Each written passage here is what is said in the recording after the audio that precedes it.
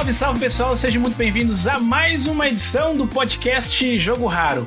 Eu sou o Samuel Leite e eu não esperava, na verdade, a noite de Natal. O que me interessava mesmo era o dia seguinte para que eu pudesse brincar com os meus amigos.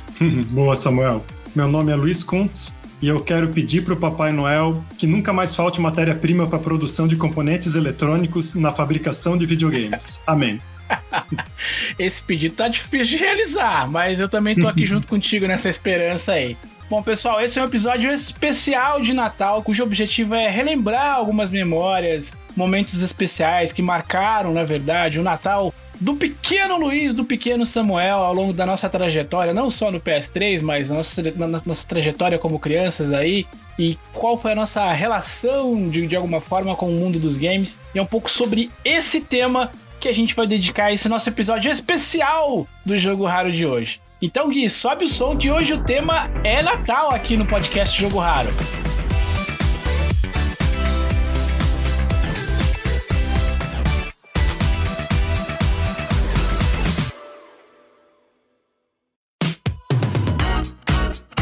É isso, pessoal, a gente vai começar o nosso programa agora dando um recado muito importante para você que gosta também de acompanhar, de ter uma experiência adicional do podcast Jogo Raro em outras plataformas. A gente tem, se você não conhece, a gente tem um Instagram do Jogo Raro, que é o @Jogo Raro. E por lá você fica sabendo sempre, a gente posta todos os dias, um conteúdo adicional que complementa um pouco a experiência do podcast aqui. A gente sempre vai ter um item interessante, um item curioso, e é sempre muito bacana. Eu recomendo fortemente você acompanhar a nossa produção de conteúdo também lá no podcast Jogo Raro. E também lembrando que a gente tem um canal no YouTube, a gente também está tentando se familiarizar com esse espaço aqui, é um pouco novo pra gente, tanto pra mim quanto pro Luiz, mas a gente está tentando entender um pouco mais como é que funciona essa plataforma para poder oferecer para você uma experiência adicional, complementar um pouco ao dia a dia aí de quem gosta de ouvir o podcast, quem gosta de acompanhar as nossas histórias sobre colecionismo dentro do PS3 e todas as plataformas que a gente tanto ama e discute aqui com vocês. Então, siga também o nosso canal no YouTube, que é o canal Jogo Raro. Você procura lá Jogo Raro no YouTube e vai nos encontrar. E por fim, eu gostaria de convidá-lo a acompanhar os nossos conteúdos em áudio, né? O nosso podcast, que é o nosso principal conteúdo, digamos assim, pela plataforma do Orelo. O Orelo é um aplicativo desenvolvido por brasileiros, que é muito bacana. Primeiro porque oferece uma experiência leve, no sentido de não ser um aplicativo pesado, que fica ali pesando, digamos assim, a experiência de uso, né? De ouvir, de acompanhar o conteúdo. Então ele é bem leve ali no seu device, seja ele Android ou iOS. E tem uma curiosidade, uma característica muito interessante. Você deve saber, meu caro ouvinte, amigo, enfim, agora internauta que está nos vendo também em vídeo, que os músicos, enfim, os artistas de maneira geral, são de alguma forma remunerados também por streaming. Então, quando você ouve ali um conteúdo no Spotify, por exemplo, a plataforma paga um centavo, digamos ali, de uma fração, digamos assim, do resultado para o produtor de conteúdo. E a Orelo está, de alguma forma, inovando porque ela está fazendo isso para os produtores de conteúdos em podcast. Então, se você nos ouvir pela plataforma Orelo, além de ter um ambiente, como eu mencionei ali, um aplicativo que é bem leve, você vai poder contribuir com a gente ouvindo e sem custo adicional nenhum para você. Isso é muito legal também. E se você quiser apadrinhar, digamos assim, o Jogo Raro, oferecer um pouco mais, né, seja uma doação pontual ou mesmo um valor recorrente, como o Padrinho, né, como o Patreon, como tantas outras plataformas de crowdfunding que a gente tem pela internet, lá pelo Orelo você consegue fazer isso de maneira muito simples, muito tranquila. Então eu te convido a baixar também o Orelo para nos apoiar na produção de conteúdo. E por fim, se você tem aí algum empreendimento, algum negócio, alguma coisa ligada ao mundo dos jogos, se você é uma produtora, se você tem uma loja de games, enfim, se você tem algum tipo de business, algum tipo de negócio que se conecta diretamente com colecionismo, com videogame e queira fazer uma parceria com a gente, não deixe de mandar um e-mail para jogoraropodcast@gmail.com. A partir desse contato a gente consegue estreitar uma relação, enfim, tentar construir alguma coisa juntos. A gente também está com um site, que é o nosso site www.jogoraro.com.br. Ele, por enquanto, aí tem um penduricalho ali, a gente pendura ali, na verdade, os últimos episódios que são publicados no nosso podcast, mas em breve a gente vai colocar coisas novas ali, a gente tá pensando em ter uma série de coisinhas bacanas para para colocar ali ao longo de 2022. Então a gente tá caminhando pro final desse ano, dessa primeira e vitoriosa temporada que eu tô conduzindo aqui ao lado do meu co-host e amigo Luiz Kuntz. Mas aí, sobre esse tema especificamente, a gente volta com certeza nas próximas edições.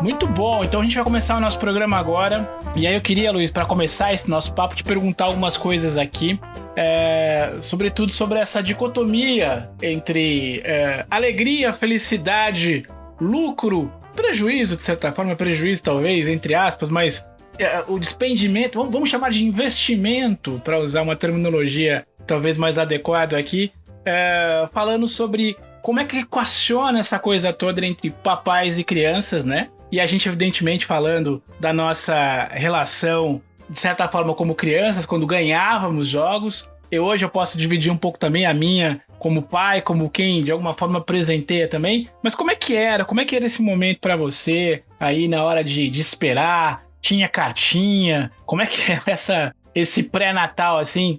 O pré-natal não deixa de ser uma expressão adequada nesse caso. Mas como é que era esse momento de aguarde para a recepção dos presentes de Natal?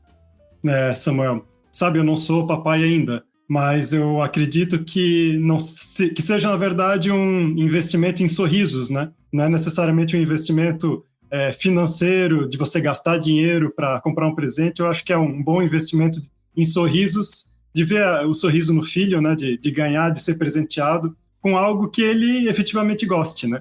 E eu posso dizer que ali, desde os meus 3, 4 anos, muito novo, já gostava muito de videogame. Isso foi graças ao meu irmão, que me ensinou a jogar lá no Atari, os primeiros passos no River Raid, no Enduro. E a partir dali, acho que todo Papai Noel, todo Natal, eu nunca esperava uma bicicleta, eu nunca esperava um carrinho, eu sempre esperava mais um jogo. E eu acho que é uma relação muito gostosa, não só de estar com a família, em relação a ganhar presente dos pais, mas também de aproveitar muito com parentes. A jogatina com parentes é algo que me remonta o Natal e me remonta a tempo de muitos sorrisos e alegrias. Em especial, novamente, ao meu irmão, que a gente jogou muito juntos, principalmente nessa época de férias escolares, e que eu sempre levava uma surra deles em todos os jogos, porque eu era um tampinha, 7 anos mais novo que ele, e ele jogava muito melhor. E hoje ele mora na Alemanha, então quero estar um Natal lá para ver se a habilidade dele ainda é tão boa e se agora eu consigo ganhar umas lutinhas de Double Dragon contra ele. Você sabe, eu não sei se você está familiarizado com esse termo novo que tá todo mundo utilizando aí, de metaverso. Só se fala nisso agora, o tal do metaverso, que a internet vai mudar, e agora a gente vai caminhar para esse lugar novo, que é a chamada deslugarização da internet, onde as pessoas vão estar em ambientes virtuais, imersos e tudo mais. Então, os meus votos são para que efetivamente você esteja junto ao seu irmão brevemente, fisicamente, ao lado dele, presencialmente, mas se não der por conta de alguma questão de tempo ou de logística, que esse metaverso venha rápido também, que a gente consiga de alguma forma tá perto, né, das pessoas que a gente gosta. Dividindo um pouquinho da minha experiência aqui também, eu não tive ao longo da minha infância a presença muito de primos. Eu até tenho uma família relativamente grande, mas eu não tive, eu sou meio, como é que fala? Temporão, né, que fala, que eu sou a raspa do tacho. Tá certo. Os meus irmãos, enfim, as minhas irmãs, na verdade, né, e os meus primos são geralmente mais velhos do que eu. Então eu não tive a oportunidade de ter um Natal de casa cheia, digamos assim, para poder brincar, se divertir. Mas eu tive sim a felicidade e a oportunidade de crescer em ambientes onde a gente tinha muitas crianças, né? Então a minha infância, a primeira e segunda infância, ali os momentos mais importantes, digamos assim, desse primeiro momento, eu tinha perto amigos, colegas. Por isso que eu brinco que o Natal para mim sempre era o dia seguinte, porque a galera passava com as suas respectivas famílias, no dia seguinte a gente meio que se reunia e fazia ali um encontro, alguma coisa nesse sentido para poder brincar e tal. Mas aí as lembranças que eu tenho não eram tanto do videogame, já dividi isso muitas vezes aqui com a nossa audiência. Eu entrei tardiamente, digamos assim, no mundo dos videogames, mas não dos games. Então eu tenho um carinho enorme pelos games, sempre joguei, sempre gostei, mas dentro dos consoles, enfim, do universo que a gente dedica a nossa energia aqui, aconteceu um pouco mais tarde. Mas eu sei aqui porque a gente tem uma produção muito criteriosa, que investigativa, que houve um certo Natal de 1997, né, Luiz? Eu queria que você contasse pra gente como é que foi essa história. Eu vi ali, inclusive eu vi a imagenzinha que você dividiu comigo numa certa carta. Enfim, conta pra gente aí, pros nossos ouvintes, como é que foi o Natal do longínquo ano de 1997. Pois é, Samuel. Antes de entender um pouco mais de inglês e antes de entender a palavra hype, eu posso dizer que eu fui um pré-adolescente que tinha muito hype por um videogame que tinha acabado de lançar e era o videogame que eu tinha certeza absoluta que ia ser o vencedor daquela geração, porque o videogame anterior foi um sucesso, foi o Super Nintendo, então eu estava, sim, querendo demais ganhar o Nintendo 64. Mas a gente sabe que videogames naquela época dos anos 90, assim como hoje, não são baratos. E eu nunca imaginei que iria ter essa oportunidade de ganhar o Nintendo 64, assim, no início da vida útil dele. Mas o que acabou acontecendo foi a minha mãe teve a oportunidade de viajar para o exterior. Então ela teve a oportunidade de ir com algumas amigas para Nova York, uma das cidades que ela acabou visitando. E aí ela disse... Luizinho, né, que é o meu, né, continua sendo até hoje, né, o meu apelido com os meus pais. O seu nickname. É o meu nickname. Então, Luizinho, tu pode fazer aí uma lista de desejos e eu não posso prometer nada para ti, mas faz a tua lista aí, eu vou ver o que eu consigo quando eu estiver lá em Nova York. Então, eu efetivamente fiz essa lista de desejos e quero também compartilhar. Então, no momento que esse episódio for ao ar, estará também no Instagram a minha cartinha para que todo mundo possa também ler e dar umas risadinhas. Mas basicamente aqui eu vou dar um overview aqui do que a minha carta diz. Então, da lista de compras eu fui em ordem de prioridade, aquilo que eu mais queria para aquilo que não era tão importante assim. Então, o que eu mais queria era um Nintendo 64 com um controle e uma fita. A fita tinha que ser Super Mario 64. Além disso, eu queria um controle adicional colorido, de preferência da cor verde, e eu não lembro por que eu queria verde, mas está lá. E eu queria uma segunda fita. E dessa segunda fita eu ainda nomeei em ordem de preferência quais que eu queria. O primeiro era Diddy Kong Racing, depois GoldenEye, depois Top Gear Rally, que ainda bem que ela não me deu Top Gear Rally, porque não é tão bom assim. E eu botei uma observação ainda para a mãe. Se o memory card estiver entre $15 e $20, pode comprar. E botei uma segunda observação, que caso não tenha o Nintendo 64 com Mario 64, é para comprar a fita separada.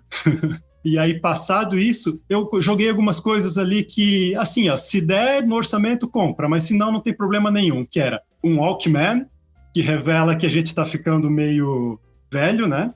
Um boné que a mãe acha legal, ou seja, para mim, boné tanto faz. Urgentemente um tênis, e aí eu coloquei de preferência da marca ASICS, calças e umas 2 camisas. E eu escrevi exatamente assim, umas 2 camisas, ou seja, não era nada importante. E essa foi a minha lista. Mas sim, adorei umas 2 camisas. Tipo, umas 2 camisas aí. E a última, tipo, né? Um bom Walkman é ótimo também. Um bom Walkman. Sim. Um bom Walkman. Muito bom. Sensacional, sensacional. Na verdade, eu queria também dividir um pouquinho da minha compra famigerada de Natal. Eu quero crer que foi mais ou menos nessa época, talvez um pouquinho antes, né?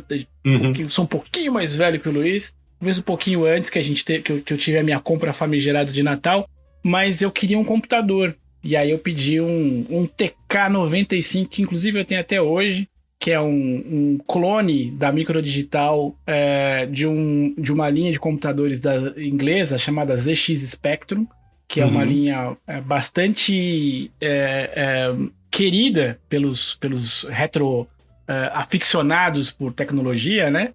Que é a linha ZX Spectrum ou Sinclair, que é como o pessoal na Inglaterra menciona. e que teve diversas franquias de jogos que depois migraram para 8 bits e para console e tudo mais, mas nasceram, digamos assim, dentro da cena do Sinclair, que nasceu muito fortemente, como mencionei, na Inglaterra, e teve uma cena muito forte de produção de conteúdo e de jogos na Espanha. Uhum. E eu sou um apaixonado pelo Sinclair. E eu ganhei, na época, o videogame da Microdigital, que era um computador, perdão. E eu não sei se o nosso ouvinte que está agora nos ouvindo, nos assistindo, enfim, tem mais ou menos noção, mas o input de dados nesse tipo de device, nesse tipo de aparelho, ele não era... As pessoas enxergam como retro o disquete. Os caras usavam um disquete. O Sinclair, ele é... O TK-95, né, o 90X, ele é anterior a isso. Ele não tinha o disquete, né? Ele tinha a fita cassete. Então, como é que você fazia para poder colocar ali naquele ambiente um jogo, enfim, alguma coisa? Ou você programava, e aí você pegava aquelas listas de código enorme, ficava digitando, sei lá, 2.000 linhas, e no final você dava um comando para executar aquilo, e ele dava erro de sintaxe na linha 1223, e tudo aquilo tá condicionado a uma outra coisa, entendeu? Então, se você errou, não é só a linha que tá errada, aquilo lá tá condicionado a alguma outra coisa, e aí você tem que ficar descompilando tudo para ver o que aconteceu. Ou você usava essas fitinhas, evidentemente, que nada mais eram do que frequências, né? De aquele barulhinho e tal, como no início da internet, dava aquela frequência lá de azimuth, né? Que é um barulhinho mais agudo, mais grave. E a emissão desses dados sonoros eram decodificados pelo computador como códigos que, por sua vez, executavam ao final daquele carregamento, que era uma fita inteira, ou seja, muitos deles eram 30 minutos, ou... que acontecia muito, inclusive, dava 30 minutos e aí você terminava de carregar a fita e aí dava na tela assim, fim da primeira parte. Aí você tinha que virar a fita, dar o play de novo para ele carregar a segunda parte e torcer para não dar um erro de sintaxe uns 45 minutos, se você perder 45 minutos. E essa galera reclama de loading. Olha o que é isso, o que a gente passava. Mas enfim, aí a gente ficava lá quase 1 hora para jogar um joguinho... Mas era absolutamente... É um sentimento que hoje que a gente tem a oportunidade de ter acesso a plataformas extremamente sofisticadas, onde você consome conteúdo de uma ponta a outra do planeta, por satélite, tudo numa conexão com um lag ridículo. É uma velocidade tão exponencial, né, de mudança de paradigma, mas que não muda...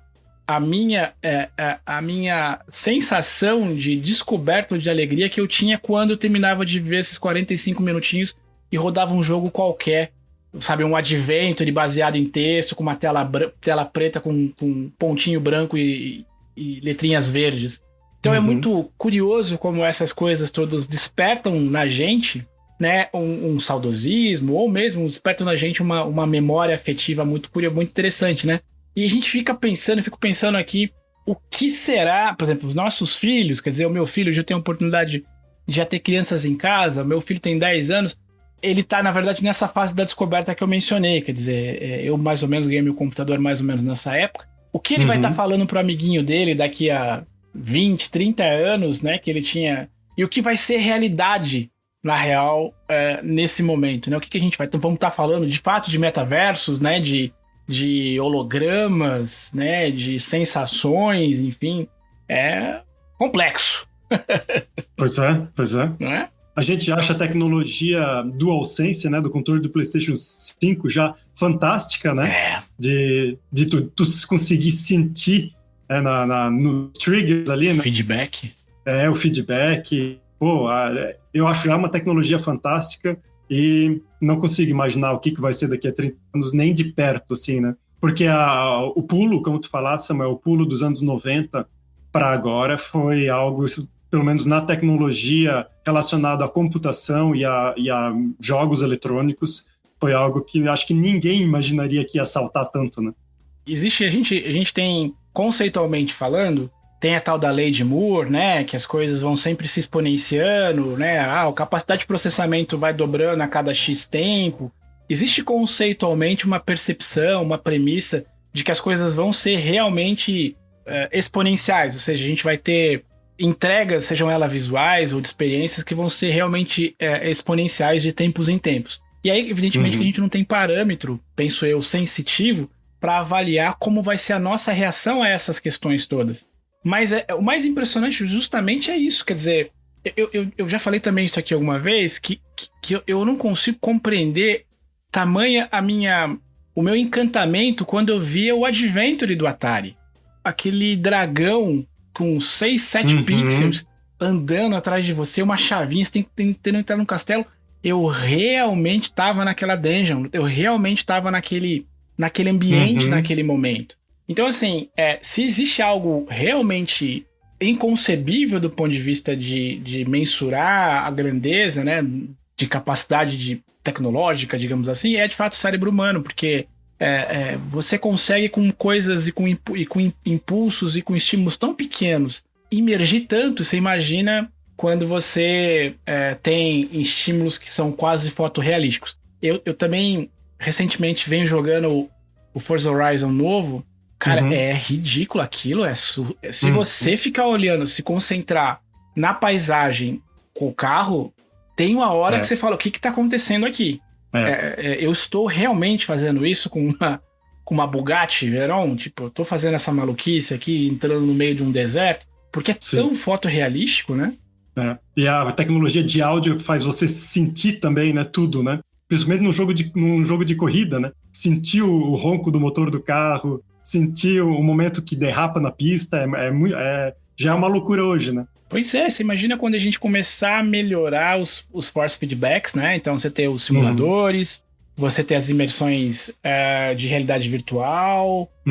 Em algum momento é perigoso, né? Porque você pode, de alguma forma, enganar o teu cérebro, né? Tipo... Achando que é real demais, né? Sofre um impacto. E aí, como é que o seu cérebro vai atuar? Não há um impacto efetivo, né? Isso até um ponto bacana para, de repente, quem sabe, a gente trazer algum especialista, né? Alguém que trabalhe com essa coisa mais da neurociência e ver se existe uma fronteira perigosa para transpor aí ou não, né? Uma coisa curiosa aí pra gente pensar, quem sabe, no futuro. Verdade. Mas, voltando aqui ao nosso tema, a nossa vaca fria, porque daqui a pouco o Papai Noel tá chegando, a gente tem que mandar a nossa ceiazinha de Natal. Luiz, o que você gostaria... Dá tempo ainda, na verdade, de pedir pro Papai Noel agora para 2021. Não vale chip. Putz, tá. Eu ia dizer chip, Samuel, mas já que não vale chip, tô brincando. Na verdade, somos jurássicos, né? Como a gente já mencionou. Então a gente gosta de itens físicos, mas por incrível que pareça, não é um item físico que eu gostaria. Eu gostaria por parte da Sony, e aí vamos ver se o Papai Noel entra em contato com eles, né? Se rola um e-mailzinho, né? E eu gostaria muito que viesse a retrocompatibilidade para o PlayStation 3 do console PlayStation 5. Eu acho que poderia ser interessante, inclusive financeiramente para a Sony, um formato no estilo. Para quem tem o PlayStation 5 versão disco, pode usar os seus discos antigos do PlayStation 3, que hoje já não é mais... uma porcentagem tão grande dos jogadores de PlayStation 5, então é algo assim que não haveria muito problema de perdas financeiras para a Sony tu permitir isso, né? Que você use os discos do PlayStation 3 para jogar, e ao mesmo tempo você ir colocando aí de talvez todo mês 5 jogos, começar com os exclusivos da Sony e jogar para a própria PS Store esses títulos de PlayStation 3, que eu tenho certeza que tem gente que já tem nostalgia, já que é um videogame de 2006. E a Sony poderia faturar com essa nostalgia, e os gamers, né, que não tem mais o seu console físico do PlayStation 3, poder curtir os jogos no PlayStation 5, né? Cara, eu tô contigo. Eu quero isso. Será que se a gente pedir junto melhora a energia, o astral? Porque é isso que eu queria, de verdade mesmo, assim. Eu queria muito poder colocar a mídia no Play 5, enfim, e a partir dali conseguir... reviver a experiência. Acho que, de fato, você tem todos os argumentos aí. Acho que dá para pensar num formato que seja comercialmente viável, que você incremente alguma coisa na assinatura para poder eventualmente receber os... Porque a gente vai entrar numa questão importante. De novo, a gente faz um exercício aqui muitas vezes de futurologia e eu tento sempre me colocar, trazer um olhar também do negócio, porque eu acho que isso é importante, porque no final do dia, se não fechar a conta, não acontece. Não tem ninguém bonzinho do outro lado do balcão, né? É um business e é isso que precisa acontecer. Mas quando a gente pensa essencialmente num mercado que está deixando de existir em razão do fechamento das lojas virtuais, especificamente do PS3, e a gente pensa na imensa gama de assets, de DLCs, agora a gente voltou a falar sobre o que é, sei lá, uma roupinha virtual, o que é um skin, se não um tal de um NFT. No final do dia é isso, ele é um instrumento, né? Ele é algo não tangível, tá ali um elemento que, dentro disso tudo que a gente tá falando aqui de metaverso, é aplicável a algo que não está fisicamente num espaço, ou seja, você tá no espaço virtual, e você tem a propriedade e a posse daquilo. Então o NFT é um skin, é uma coisinha nesse sentido. Então existe uma convergência de fatores caminhando para que a gente possa equacionar um dilema que eu acho que é um dilema técnico deles. É comercial na medida que tudo tem que pagar a conta no final do mês, mas ele é técnico também do ponto de vista de infraestrutura, que é essa janela de oportunidade para que um projeto como esse, já houve rumores inclusive, né? Já tem um rumor rodando aí sobre, de fato, uma possível loja retro que conectasse PS3, enfim, a gente já tá falando mais ou menos baseado no que tá se sondando por aí. Mas talvez seja essa janela de oportunidade que conecte esses dois fatores. A impossibilidade da gente não poder mais comprar um DLC, porque daqui a pouco não vai dar mais mesmo, assim que você não tiver dinheiro virtual, né? Porque você não consegue mais pagar em dinheiro dentro da loja. Então, se você não tiver mais o seu códigozinho lá para fazer o rendering, você não consegue mais comprar o DLC. E aí a única maneira de você comprar isso é tendo um tokenzinho, entre aspas, que seria a assinatura adicional de um serviço de uma loja retro compatível ao PS3. E aí você paga lá X por mês, tem acesso a comprar, ou te dá descontos, ou te dá um catálogo X. E a Game Passerização né, desse business que, enfim, me parece, pensando aqui, tentando de não fazer exercício de futurologia / empreendedorismo, que é muito um exercício de como é que eu, Sony, falo que eu tô entrando por esse modelo de negócio que eu nunca disse que ia entrar, porque para mim, eu não posso falar que eu vou trabalhar isso dessa forma, esse é o modelo de negócio do meu principal concorrente, de certa forma, ou veio muito difundido pelo meu principal concorrente, e é uma forma de criar-se uma narrativa para poder dizer, olha, não, agora fizemos isso por vocês, fãs, e só paguem isso aqui, tá tudo certo, tá todo mundo feliz. E aí você deixa acionista feliz, você deixa nós, velhos e jurássicos, que temos os nossos artefatos arqueológicos felizes, e a gente deixa também uma galera que talvez nunca teria acesso a esses conteúdos digitais, com a oportunidade de redescobrir coisas que se perderiam eventualmente. Esses digitais se perderiam efetivamente, né? Então, é uma pena. Então, assim, como é que você... Eu fico pensando, como é que você equaciona isso? Pra mim, essa é a tacada de mestre. É a maneira como eu monetizo, equaciono e preservo o meu legado, né? Falei bobagem? Não sei se estou viajando aqui muito. Não tá viajando não, porque é que nem a gente tem que parar de ter aquele olhar só do jogador, onde você tem uma lista de desejos impraticáveis sob o ponto de vista da empresa. Então não adianta mais esse olhar do que, eu quero tal coisa porque tal coisa faz sentido para mim. Não, tem que fazer sentido para quem desenvolve e quer lucrar com isso. Então faz todo sentido a tua narrativa, Samuel, em especial porque nós temos, eu acho que uma legião de jogadores que hoje tem o PlayStation 5 e vão ter o PlayStation 5 que gostavam demais do PlayStation 3. Então não tem muito como errar, né, na minha visão, também sobre o ganho da Sony em relação ao quanto ela pode lucrar com conteúdo de legado, né, que é o conteúdo aí dos seus consoles anteriores. Acho que é por aí. Muito bem, mas eu queria te propor um desafio aqui, Luiz. Como eu te falei, eu tenho alguns rituais aqui. Eu costumava, faz uns 2-3 anos que eu não faço. Vamos ver se esse ano talvez eu consiga fazer. Eu costumava assistir, eu tirava... sei lá, dia 22, 23 e 24, pegava mais ou menos os últimos dias do ano, e eu assistia a trilogia do Senhor dos Anéis. É o meu ritual. Que massa. Todo ano eu assistia, me parava, pegava a melhor, porque o Peter Jackson fez isso em 16 milhões de carros, então ele vai atualizando, as fontes, né? Mas eu vi isso em DVD, vi na versão do diretor, vi em Blu-ray e agora naquela versão, a última versão em 4K dele. E era o meu ritual, então eu assistia, ficava lá, vibrava, era a minha jornada do herói ali, né? E então era o meu ritual todo ano. Mas eu vou te propor uma coisa, eu não sei, aliás, até antes de entrar nesse tema, você tem algum ritual, alguma coisa que você gosta de fazer ali, algum momento de reflexão para entender como é que foi o ano, né? Somando, digamos assim, Natal e Ano Novo, existe alguma coisa nesse sentido? Não é verdadeiramente um ritual, mas é mais algo familiar que também me remonta muito a escutar e falar boas histórias de Natal, que nós temos pela parte do meu pai, um avô que faleceu em 2015, mas ele faleceu em 2015 com 102 anos. Uau! Então, lá quando ele tinha os seus 80 e poucos, a gente estabeleceu como família que todo ano nós faríamos um evento de Natal e um segundo evento, que daí geralmente era Dia dos Pais ou Páscoa, em que a gente reunia a família toda. E como meu pai tem muitos irmãos, aí era sempre festa aí de 50, 60, às vezes 70 pessoas. Então, acho que o meu ritual ele mais tem a ver com curtir essas histórias do passado e do presente com familiares, e isso sempre foi muito gostoso. Muito e muitas vezes envolvia videogame também, porque os meus primos da minha idade todos gostam. Muito bem, então vou estipular aqui um ritual do Jogo Raro para a gente visitar o ano que vem. E Boa. Esse ritual, a ideia é que a gente, como a gente bem colocou aqui, trouxe as nossas histórias, lembrou momentos bacanas.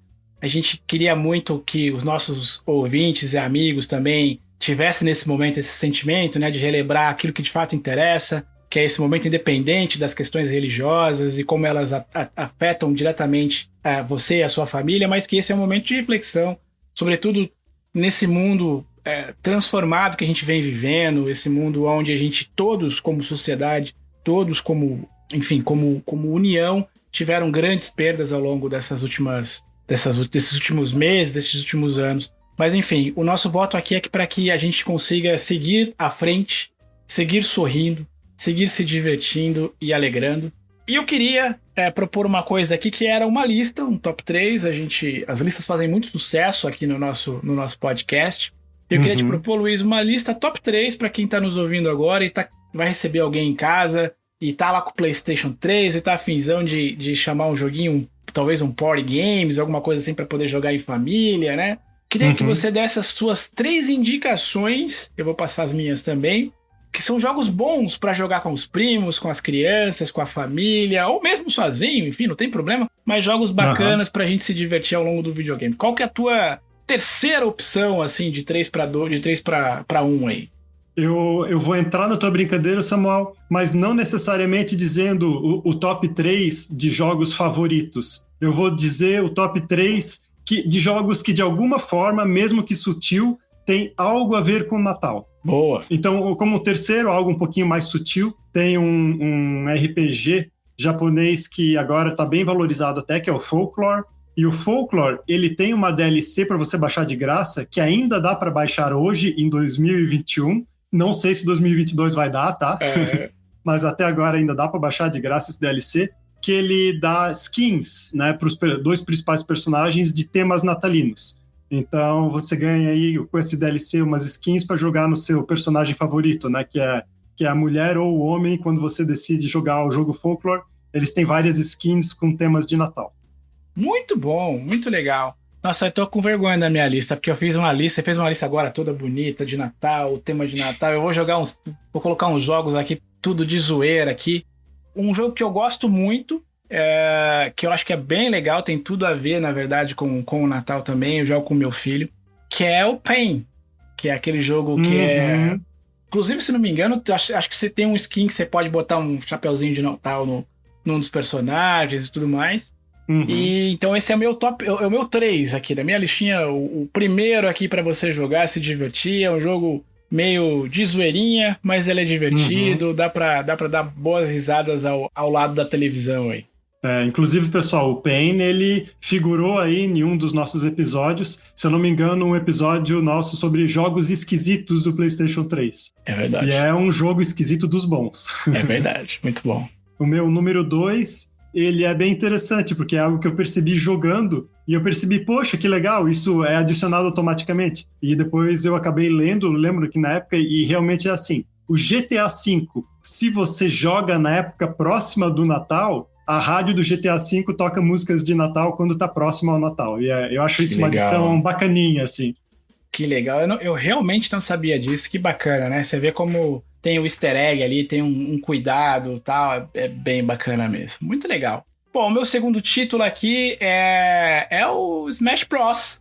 Só que da Sony, que é o PlayStation All-Star Battle Royale, que é um título que nem todo mundo conhece, isso é muito engraçado, né? Ele não é um título extremamente famoso, mas ele é muito divertido. Ele é muito legal, muito bacana, dá pra jogar e é bem nessa linha aí do você contra os primos. Bota os primos e vamos... Deixa a pancada comer. E é legal também. Esse é o minha segunda dica. Rolha de carvão na testa pra quem perder, né? É isso aí. Basicamente isso. O meu top one, o meu primeiríssimo, eu acho que é toda a série Little Big Planet. Porque ela remete a Natal, remete a jogar se sentir uma criança ou um jogo para criança jogar. E todos os Little Big Planets, eles têm alguns levels que são totalmente tema de Natal. Então, é interessante, né? Porque é um jogo de plataforma bem criativo e a Sony usou dessa criatividade também para fazer um monte de levels que tem a ver com o tema natalino e eu achei isso fantástico. E uma franquia emblemática da Sony, né? Muito conectada com a marca, enfim. Então, muito legal. Boa escolha mesmo. E o meu número 1, na verdade, ele é um jogo atípico, na verdade. Em tese, ele não estaria nessa lista. Mas ele está nessa lista porque ele tem uma característica muito especial. Porque por mais que você não vai jogar com uma outra pessoa, até poderia, vou explicar por quê, mas ele tem uma atmosfera de Natal muito bonita, na minha opinião, que é o Beatle Rock Band. Eu adoro esse jogo, né? Na minha opinião, um dos jogos mais bonitos já feitos, assim, no ponto de vista de dinâmica, de narrativa. E você poder voltar naquela trajetória, eu sou fã dos Beatles, e jogar, tocar aquelas músicas e botar as pessoas ao lado. Beatles é quase universal, todo mundo que tá ao longo, ali na mesa vai saber cantar as músicas, vai ter alguma familiaridade com a melodia, então viram uma festa mesmo, e você poder tocar um instrumento e de alguma forma animar a festa, é uma forma de reunir essa galera em torno de uma boa música, de uma boa história e de uma trajetória, uma aventura musical, né? Que é um pouco isso que é o Rock Band. Então essa é o meu... Engraçado é que esse era o único que eu tinha certeza que eu tinha que ter, porque o resto a gente dá um jeito aqui e tal, mas eu falei, não, tem que ter o Beatles Rock Band, porque sempre tem Beatles no Natal em casa, então tem que ter o Beatles Rock Band. Difícil mesmo tu ter em casa a edição completa que inclui todos os instrumentos, né? Haja espaço para esse kit. E quando mais você tem filho ou sobrinho pequeno, vai querer tocar bateria, aí vai voar a baqueta, aí você é ciumento com o equipamento, você vai ver que vai bater, aí já deu problema no Natal. Não é verdade. Mas muito bom. Olha, Luiz, mais uma vez, queria dizer aqui que estou muito feliz, tenho certeza que você também tá. É o nosso primeiro Natal juntos, olha só, né? A gente tá aqui participando, tendo essa oportunidade de estar juntos nesse momento. A gente que se conheceu digitalmente, segue amigos digitais, mas muito próximos aí, independente da distância, né, que nos coloca. Mas queria desejar aqui a você, a sua família, enfim, todo mundo que tá aí, um excelente Natal e que a gente possa estar juntos aí em 2022. Muito obrigado, Samuel. Foi um ano memorável, foi um ano super bacana de estar contigo, ainda que não presencialmente. Quem sabe um dia, né, Samuel? Sim. Presencialmente também. É isso aí, certeza. Mas foi muito legal acompanhar contigo essa jornada, fazer parte da jornada e tudo que envolve os nossos ouvintes. É muito bacana esse nosso contato que a gente tem através de outras redes sociais também, além do próprio podcast Jogo Raro. Isso tudo me deixa muito feliz e faz desse Natal também um Natal mais gostoso. Meus amigos e amigas aqui, ouvintes do podcast Jogo Raro, um excelente de verdade 2022 para vocês. A gente vai voltar, enfim, não fiquem nervosos, estaremos em breve, aí semana que vem a gente tá com algum conteúdo para vocês também. Mas enfim, que essa noite de Natal especial vocês possam passar perto daqueles que amam, que vocês possam dar uma breve pausa no joguinho ali, mas possam abraçar e ter as conquistas efetivas da vida, que é amar quem a gente tá perto, que tá próximo de quem a gente realmente entende a importância de, enfim, de estar juntos, né? Então, para você, meu caro ouvinte, minha cara ouvinte, uma excelente noite de Natal e que você possa curtir essa noite aí em prol daqueles e ao lado daqueles que amam. Grande abraço para vocês e até semana que vem. Valeu, pessoal. Um abraço.